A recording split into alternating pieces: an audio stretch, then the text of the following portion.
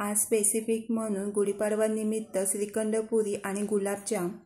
त्यासाठी दहीमधला पाणी रिमूव्ह करून घ्यायचं आहे। दही लटकवून घ्यायचं आहे। सुती फडक्याने दही बांधून घ्यायचा आणि वरती वजन काहीतरी ठेवून घ्यायचं आहे।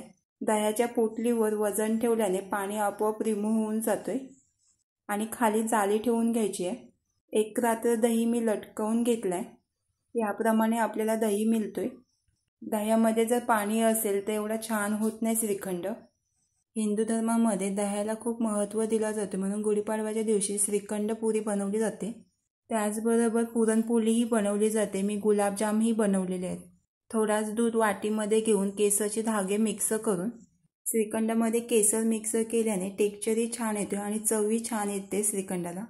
साखर मिक्सरला ग्राइंड पावडर करून केसर मेल्ट झालेला मिक्स करून घ्यायचे दह्यामध्ये। यामध्ये तुम्ही ड्रायफ्रूटही मिक्स करू शकता, चॉप करून काजू, बदाम, पिस्ता। दही पहिल्यांदा फेटून घ्यायचं आहे, स्मूथ करून घ्यायचं आहे। तुम्ही सुती फडक्यानेही फेटून घेऊ शकता, नाहीतर याप्रमाणेही फेटून घेऊ शकता।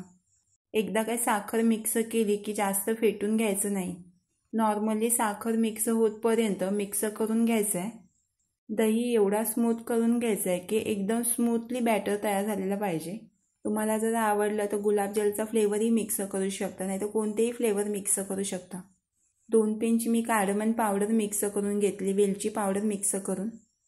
यामध्ये चॉकलेट फ्लेवर नाहीतर स्ट्रॉबेरी फ्लेवर नाहीतर मँगोचे पल्पी मँगोही मिक्स करू शकता। श्रीखंड सेट होण्यासाठी एका डब्यात काढून घ्यायचं आहे।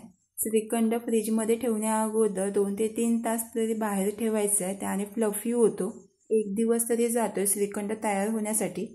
गव्हाच्या पिठाच्या पुऱ्या बनवण्यासाठी गव्हाचा पीठ, चवीनुसार मीठ, 1 चमचा तेल आणि 1/4 टीस्पून शुगर पावडर, पाणी मिक्स करून डो मळून घ्यायचा आहे।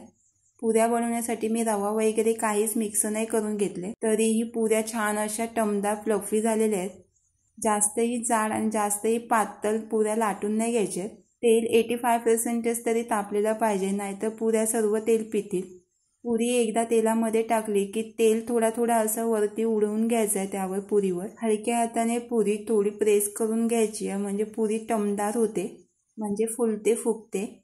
पाहू शकता गव्हाच्या पिठाचे 1 नंबर पुऱ्या झालेल्या आहेत ना, अजिबात अशा चपट्या होत नाही आणि जास्त तेलही पीत नाही पुऱ्या। मी एवढ्या तेलामध्ये 28 पुऱ्या तयार करून घेतल्यात।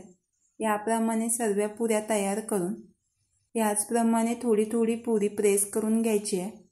टमदार पुरी होते आणि चपटी नाही राहत।